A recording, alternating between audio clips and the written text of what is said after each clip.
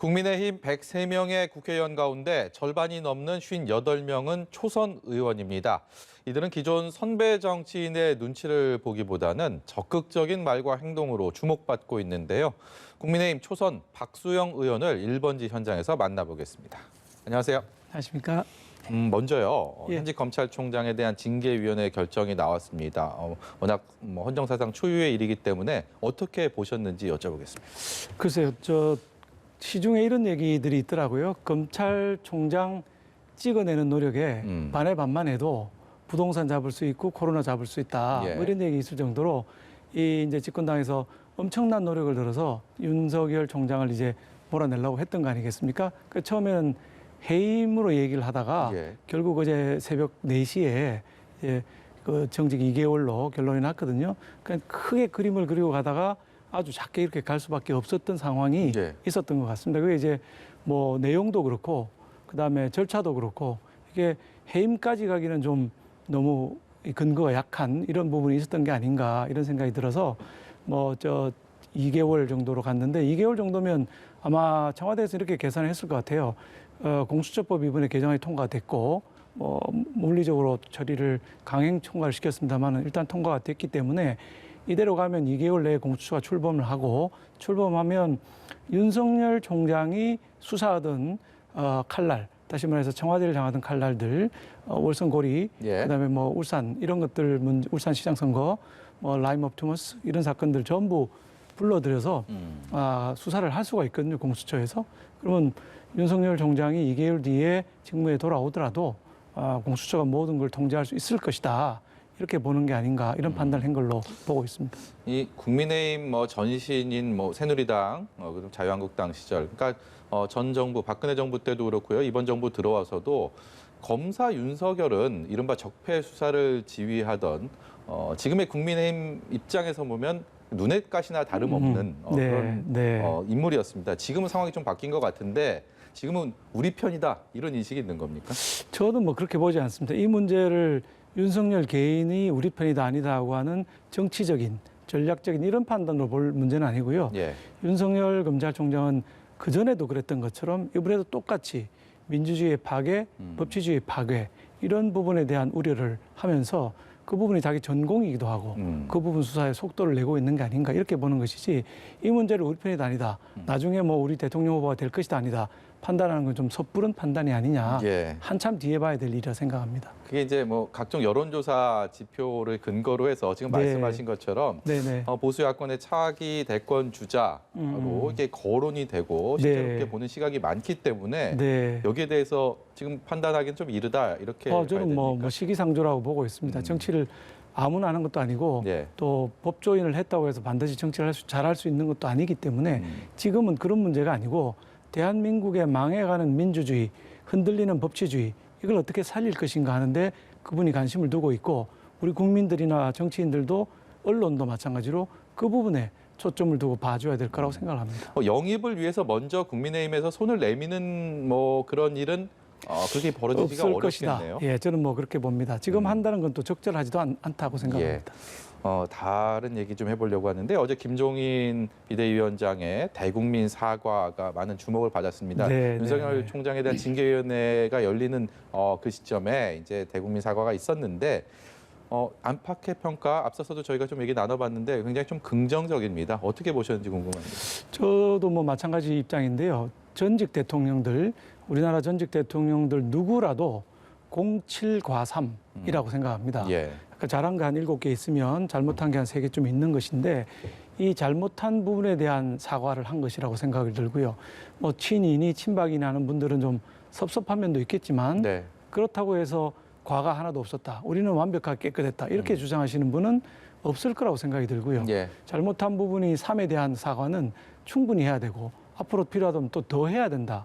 저는 그 정도까지 생각을 하고 있고 그래서 좀 섭섭한 사람이 있겠지만 타이밍 맞게 잘 하신 거다. 이런 생각을 하고 있습니다. 그리고 사과를 아예 안 하는 사실은 공보다 과가 훨씬 많은 문재인 정권보다 훨씬 낫죠. 사과를 잘못한 걸 하는 게 예. 100배 낫다 이렇게 생각합니다. 이 언론 보도를 통해서 접해지는 어제 사과에 대한 좀 섭섭한 그런 목소리들 그렇게 많지는 않지만 나름 그 목소리 내는 분들이 정치권에서도 제법 이름값 있는 이런 그렇죠. 분들이기 때문에 네네. 당내 분위기가 그럼에도 불구하고 잘했다, 별 우리 갈등 없다 이렇게 봐도 되는 겁니까? 당내 갈등이 아예 없을 수는 없겠지요. 근데 저희 당은 특별히 당론이라는 게 있는 게 아니고 거기에 반하는 목소리 낸다고 해서 또 금태섭 의원처럼 징계하고 이런 당이 아니거든요. 예. 다양한 목소리가 나오는데 제가 객관적으로 이렇게 지켜보면 초선 의원들 중심으로 예. 잘했다는 의견이 더 많은 것 같고 네. 그다음에 다선 중진들 의원들 중에서도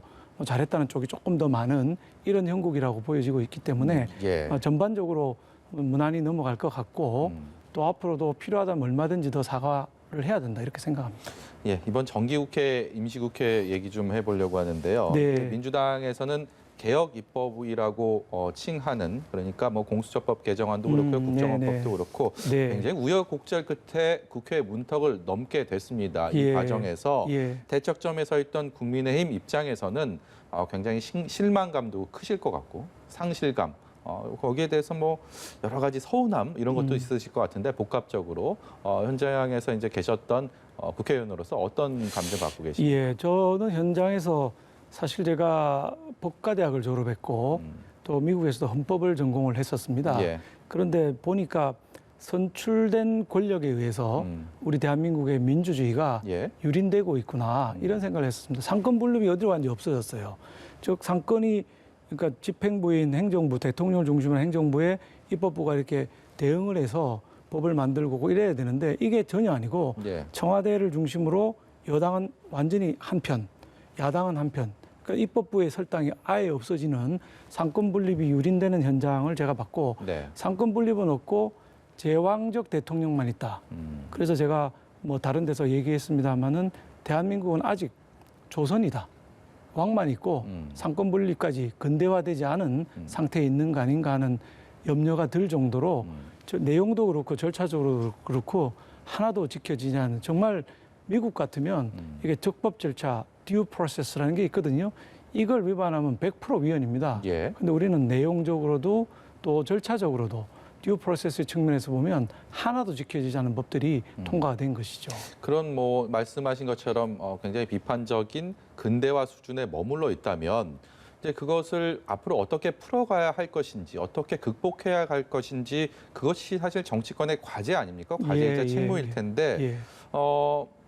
야당 입장에서는 이제 대여 투쟁에 나설 수 있는 상황 또 그럴 것이다라고 보는 견해들이 많습니다. 여기에 대해서 어느 정도의 어디에 지향점을 두고 계십니까?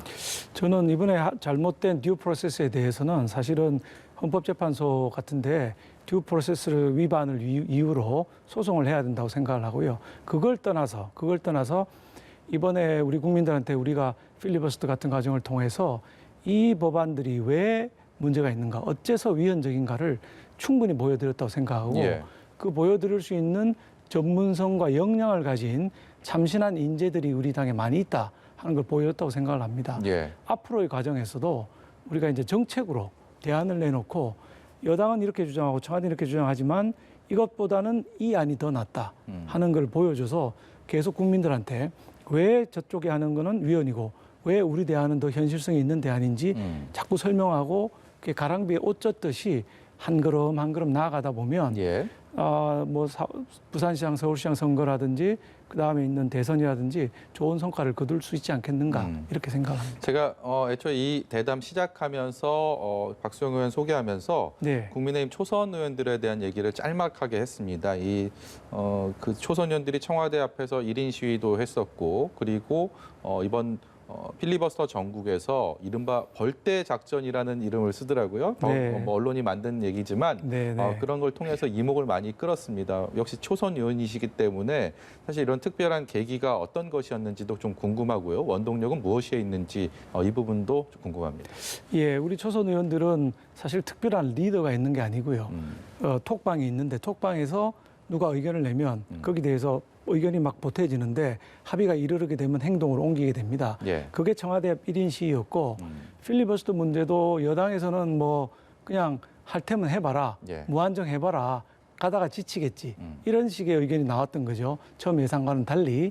그러자 한두 명 해가지고는 될 일이 아니다. 판단이 드니까 우리가 톡방에서 얘기를 해서 그럼 58명 전원 준비해서 나가서 한 10시간씩 하자. 이렇게 의견을 모으고 준비를 하고 기자회견을 하고 통보를 국회에다 했습니다. 예. 하니까 당황한 쪽은 이번에 민주당인 거예요. 58명이 전부 생방송으로 나가서 이렇게 떠들게 되면 매우 곤란해지게 되는 것이거든요. 예. 그래서 그런 측면에서 저희들이 행동으로 옮겼고 이게 이번뿐만 아니라 원래 시작할 때도 우리 임기 시작할 때도 또 초선들이 성명서를 내서 예. 비대위원장 모시는 문제, 원내대표 뽑는 문제 이런 데 목소리를 냈거든요. 그런데 앞으로도 더 많은 목소리가 나올 거라고 생각하고 성공에 힘입어서 이렇게 초선들의 목소리가 우리 당을 변화시키고 우리 당을 이끌어가지 않겠느냐 이런 전망을 하고 있습니다. 뭐 과거를 좀 되돌아보면 소수 정당에서는 초선들의 목소리가 상당히 커왔고 그럼으로 인해서 운영이 되어 왔지만 이른바 전통을 자랑하는 정당에서는 초선 의원들은 여러 가지 제약들 때문에 본인의 소신이 있더라도 그것을 나타내기가 쉽지 않았던 것이 우리 제도권 정치의 현실 아닙니까? 그렇습니다. 근데 특히 보수 정당인 국민의힘에서 이런 분위기가 형성됐다는 부분이 사실 좀 놀랍기도 합니다. 저희가 처음 들어왔을 때 애초에 개원도 하기 전에 예. 초선들이 성명서를 내서 비대위원장 모시는 문제와 원내대표 선거에 대해서 목소리를 내고 관철을 시켰습니다. 그게 큰 힘이 됐던 것 같고요. 예. 들어오니까 이제 선배 의원들이 뭐라 그러시냐면 우리 때 초선 때는 아무 말도 못했다. 그냥 의총을 지켜보기만 했다 이러고 하는데 예. 저희는 처음부터 초선들이 나가서 의총에서 자기 의견을 개진하고 또 지금도 절반 정도 이상을 초선 의원들이 나가서 중진 선배들 앞에서 얘기를 하고 있습니다. 이게 왜 그러냐? 저희 초선들은 계파가 없습니다.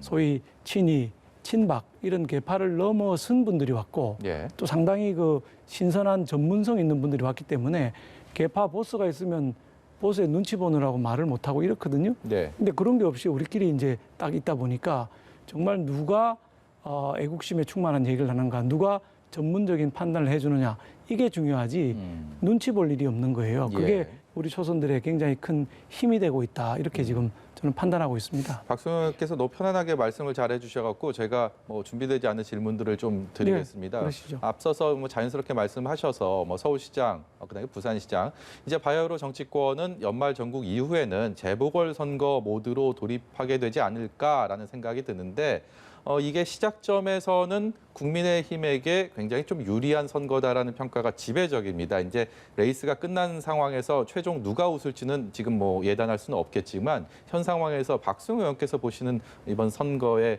어떤 판세라고 할까요? 어떻게 보십니까? 뭐 부산, 서울 다 우리가 조금씩 유리하다고 하는 보도는 지금 최근에 나오고 있습니다만은 저는 그렇게 유리하다고 보지를 않습니다. 왜냐하면 선거라는 거 한번 치러보시면 다 아시겠지만은 하루 이틀에 분위기가 반전되기도 하는 것이거든요. 그러니까 긴 호흡으로 충실하게 준비를 해야 됩니다. 예를 들면 아주 좋은 인물을 내고 좋은 정책을 내서 국민들한테 어필을 해야 되는데 지금 부산은 훨씬 유리하지 않느냐 이런 얘기들이 많이 합니다. 여론조사도 그렇게 나오고 있고요. 그렇다고 저희가 방심할 수는 없고 한 걸음 먼저 선제적으로 나가야 된다. 다시 말해서 부산에도 친이와 친박, 탄핵의 찬성 반대 이런 걸 뛰어넘는 세대에서 후보가 나오고 그분이 또 훌륭한 정책들, 새로운 정책들을 내어서 지금 국민들은 윤석열이 아니라 경제에 더 관심이 있어요. 이 경제를 어떻게 살리겠는가 하는 공약을 내고 새로운 인물이 나와서 부산 선거를 반전시키면서 그 힘이 젊은 사람이 새로운 계획을 내는구나. 이게 뭉쳐서 서울시장 선거를 또 도와주고 이 두 선거를 이김으로써 이게 대선의 승리로 가는 발판을 만들어야 되기 때문에 지금 조금 이기고 있다고 해서 우리가 방심할 수 있는 상황은 아니고요. 전혀 새로운 인물, 전혀 새로운 정책 이걸 내어서 우리 당이 근본부터 변화하고 있다. 이런 이미지를 심어주는 게 중요하고 김종인 비대위원장님 그 사과 말씀에도 보면 철저한 인적 쇄신을 하겠다. 이런 얘기가 들어 있습니다.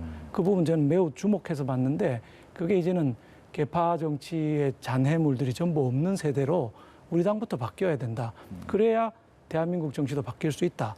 이렇게 보고 계신 거 아닌가 하는 추측을 저 나름대로 하고 있습니다. 사과문 자체를 본인이 직접 쓰시고 직접 뭐 최종본을 만들었다는 얘기를 들어서요. 그만큼 의지가 더 강하다 이렇게 봐도 되겠죠? 취임하실 때부터 이제 사과하셨던 말씀 계속 계셨고요. 생각을 계속 해오셨던 것 같고 저도 한번 위원장님 방에 갔는데 직접 이렇게 고치고 계시는 예. 모습을 봤습니다. 그러고는 이제 주호영 원내대표를 비롯한 당내 지도부하고 마지막 순간에는 상의를 한 걸로 그렇게 알고 있습니다. 예. 예. 오늘 말씀 여기까지 듣도록 하겠습니다. 지금까지 국민의힘의 박수영 의원이었습니다. 고맙습니다. 감사합니다.